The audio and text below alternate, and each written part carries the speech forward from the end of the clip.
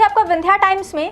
रीवा में नगर पुलिस अधीक्षक ऋतु उपाध्याय के अधीन आने वाले चोरहटा थाना क्षेत्र में कानून व्यवस्था पूरी तरह बेपटरी होती नजर आ रही है।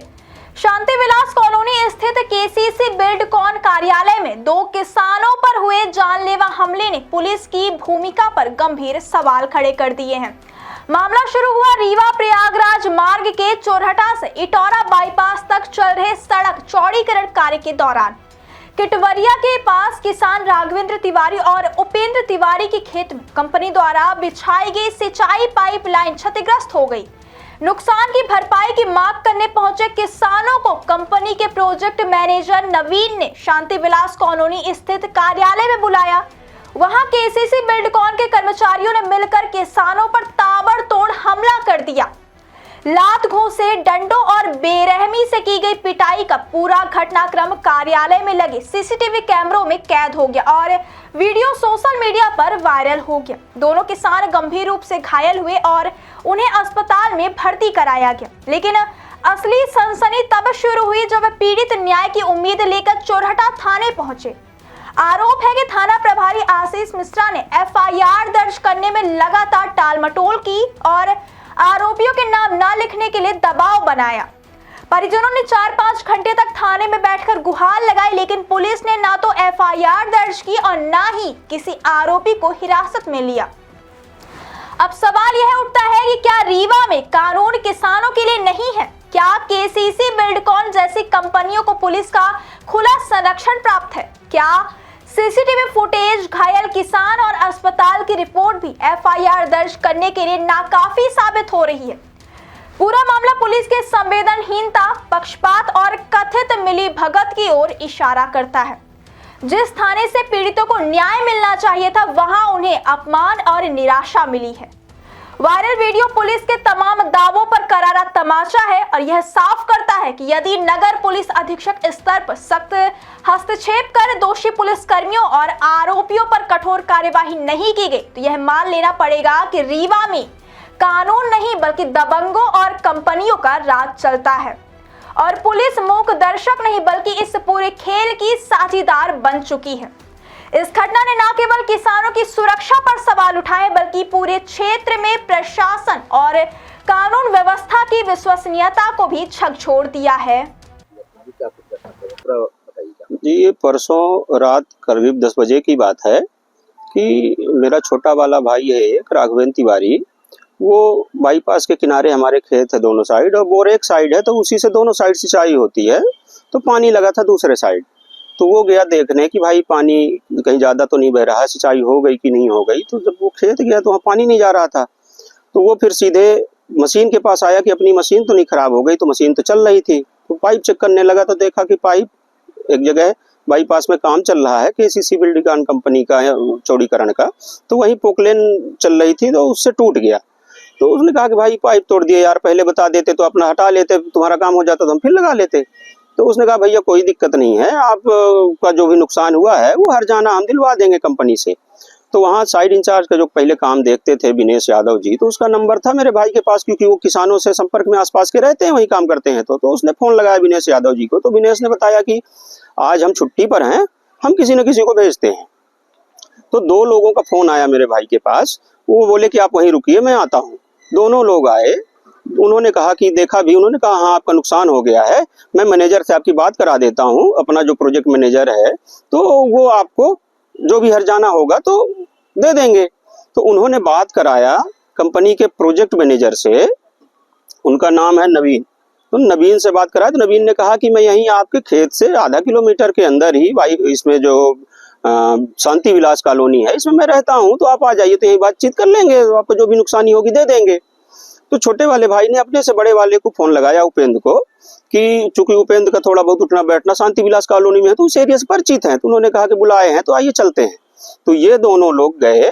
जब ये गए तो इनके पहुंचने के बाद ही वहाँ ये जो कंपनी के प्रोजेक्ट मैनेजर हैं नवीन जी और एक आरिफ करके लड़का है बोदाबाग का, ये दोनों जन वहाँ पर आए गाड़ी से और सामान्य बातचीत करने लगे।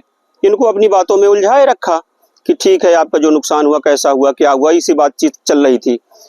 इतने में एक आदमी किनारे खड़े होके और फोन लगा के किसी को बुलाया होगा, जो भी हुआ हो।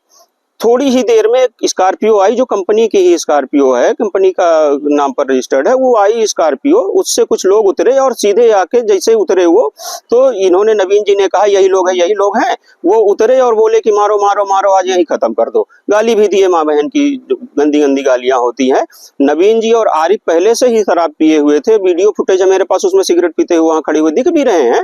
अब बाकी जो आए थे मारपीट कर रहे थे, वो भी सब शराब के नशे में थे। सबके मुंह से गंध आ रही थी, बता रहे थे हमारे भाई लोग।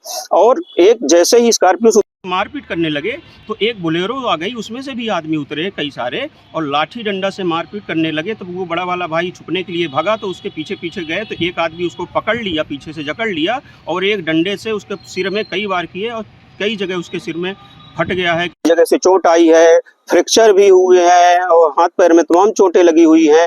तो उन जब मारपीट करके वो वहां से निकल लिए, तो वो भाई ने मेरे फोन लगाया छोटे वाले ने कि आ जाइए यहाँ ऐसे गई है। तो हम आए, उनको लेके अस्पताल आए। विंध्या चूंकि नजदीक पड़ता तो विंध्या में भर्ती करवा दिए। दोनों लोग को गंभीर चोटें हैं। दोनों को गंभीर चोटें हैं, दोनों को भर्ती कराए हुए हैं। तो जब दोनों को भर्ती करा दिए, रात में तो 11 बजे भर्ती हुए। परसों की घटना है। परसों रात की घटना है।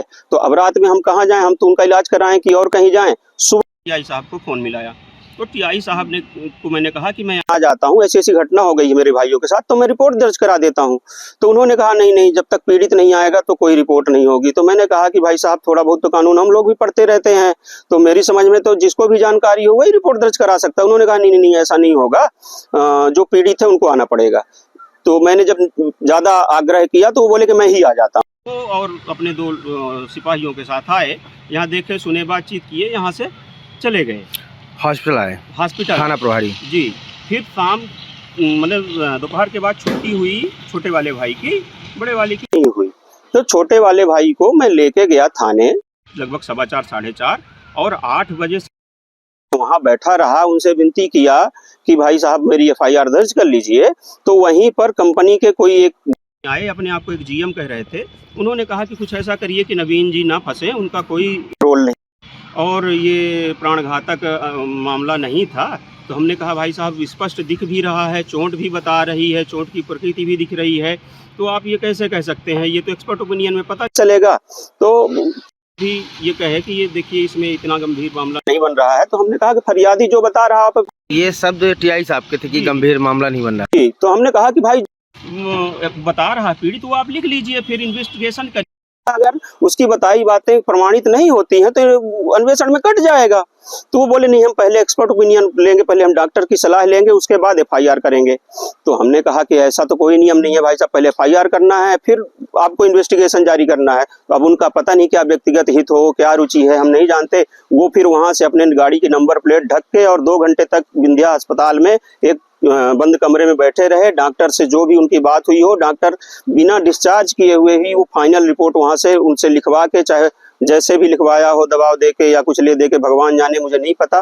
तो वो उनसे लिखवा के ले गए और बोले कि डॉक्टर ऐसा लिख रहे हैं, इसमें गंभीर मामला नहीं बनेगा। तो हमने कहा कि फरियादी जैसा बता रहा नहीं लिखेंगे तो आपके इस लिखे कागज में हमारा भाई साइन नहीं करेगा। उसने मना कर दिया कि भाई ये उल्टा लिखे, जैसा हम बता रहे हैं वो लिख ही नहीं रहे हैं। उनके लिखने से ये स्पष्ट दिख रहा है कि ये नवीन को बचाना चाहिए और ये नहीं चाह रहे हैं कि कोई गंभीर माने प्राणघातक हमला जैसी मामला बने। कल कब तक आप थाने में बैठे थे, क्या कुछ बातें मैं हुई? लगभग 4:15 बजे 4:30 के करीब पहुंचा होऊंगा थाने, और लगभग 8:15 साढ़े 8 तक मैं वहां बैठा रह गया। तो क्या कुछ बातें हुई, क्या कहना था? मतलब वो थाने में, मतलब जो आप रिपोर्ट दर्ज कराना चाहे तो वो दर्ज नहीं हो रही थी क्या? जी जी, नहीं दर्ज हो रही थी। वो अपने हिसाब से बार बार लिख रहे थे, फिर मैं बार बार उनको कह रहा था कि यहाँ ऐसा नहीं, ऐसा लिखिए, ये आप गलत लिखे हैं। कह रहे थे कि इसी में करिए, करना हो तो हम लोगों ने कहा ताई बात में नहीं लिखेंगे तो कैसे दस्तखत करेंगे। मतलब कुल मिला के थाना प्रभारी के द्वारा और वहाँ ऊपर दबाव बनाया जा रहा था कि इस तरह से जी जी, उनकी रुचि दिख उनके कृत्यों से टीआई साहब की, जैसे वो बार बार डॉक्टर को कह रहे थे, बार बार उनके रिपोर्ट की बात कर रहे थे। तो ये दिख रहा है कि ये कहीं ना कहीं से उनको बचाने में रुचि ले रहे हैं। अब ये भी बताया जा रहा है कि वो जो नवीन जी हैं, तो मुझे कुछ लोग बताए कि वो ठेके केसीसी कंपनी के वो मालिक उनके रिश्तेदार हैं, और उनके कोई रिश्तेदार शायद हरियाणा सरकार में मंत्री भी हैं, ऐसा भी लोग बता रहे हैं। अब सच्चाई मुझे पता नहीं है, शायद उन्हीं को बचाने के लिए सारी जद्दोजहद कर रहे हैं, इसलिए मेरी एफआईआर तो मैं आया एसपी ऑफिस की शायद साहब से गुहार लगाऊं, कुछ हो सके। क्या तीसरा दिन को आया, अभी तक कोई एफआईआर कोई एफआईआर नहीं। अब अभी जिक्र कर रहे थे कोई मारपीट का वीडियो भी है। बिल्कुल वीडियो है, जिस डंडे से मारा वो डंडा टूटता हुआ वीडियो में दिखता है, उस डंडे का टुकड़ा भी मिल गया है, सारे कपड़ों में खून है, वो कपड़े सब रखे हुए हैं, वो भर्ती हैं, वहाँ जाके आप देख सकते हैं, कोई भी देख सकता है। पीट का जो वीडियो आया उसके आधार पर कोई कार्रवाई नहीं कर रहे हैं, कुछ नहीं कर रहे हैं, बस वो उसी को कह रहे हैं कि किसी तरह से नवीन जी बच जाएं, उनका नाम ना आए और गंभीर मामला न बने। क्या लगता है उनका कोई पर्सनल हित उनका? मुझे तो अब जो भी हो वो जाने, लेकिन मुझे तो ऐसा ही लग रहा है कि उनका कोई व्यक्तिगत हित होगा, कुछ रुचि होगी तब ऐसा कर रहे हैं, नहीं तो हम तो आम लोग हैं, कुछ किसान के घर के लोग हैं, तो हम लोगों की नहीं सुनेंगे। अब वो रसूखदार लोग हैं, तो अब जिस भी रसूख के दबाव में हो, पुलिस प्रशासन टीआई साहब वही बता सकते हैं बेहतर। क्या नाम है आपका? मेरा नाम रविंद्र तिवारी है।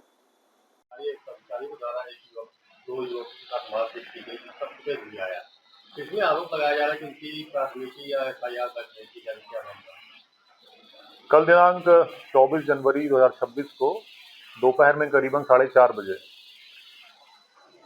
श्री राघवेंद्र तिवारी और उनके साथ असिस्टेंट प्रोफेसर हैं लॉ कॉलेज के श्री रविंद्र तिवारी जी थाना चौराटा आए थे और उन्होंने आकर के एफआईआर दर्ज कराने के लिए थाना उपस्थित हुए थे।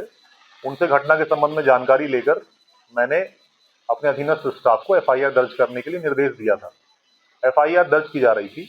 एफआईआर दर्ज कराने के दौरान ही श्री रविंद्र तिवारी जी, जो असिस्टेंट प्रोफेसर हैं ऐसा उन्होंने बताया यहाँ विधि महाविद्यालय रीवा में, उन्होंने कहा कि आप धारा 307 का अपराध दर्ज करें, उसी स्थिति में मैं एफआईआर दर्ज कराऊंगा, अन्यथा नहीं कराऊंगा।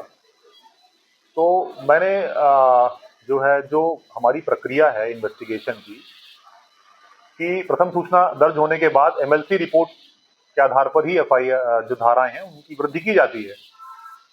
डॉक्टर का जो ओपिनियन आता है उसी के आधार पर धारा बढ़ाई जाती है। मैंने उनको ऐसा अवगत कराया तो वो इस बात से सहमत नहीं हुए और वो बिना एफआईआर दर्ज कराए ही थाने से चले गए।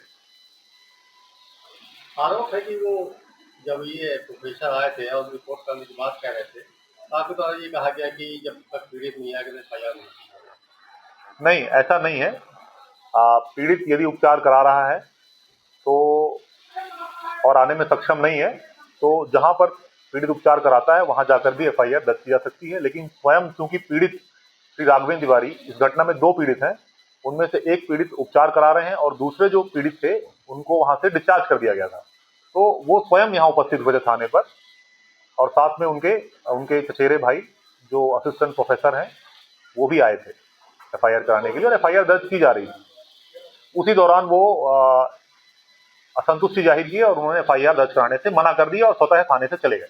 क्या पुलिस ये सीसीटीवी फुटेज के आधार पर कार्रवाई करेगी? बिल्कुल, विवेचना में सीसीटीवी फुटेज भी हम जब्त करेंगे। सीसीटीवी फुटेज में जो आरोपी हैं उनको चिन्हित करेंगे और विधि अनुसार कार्रवाई करेंगे।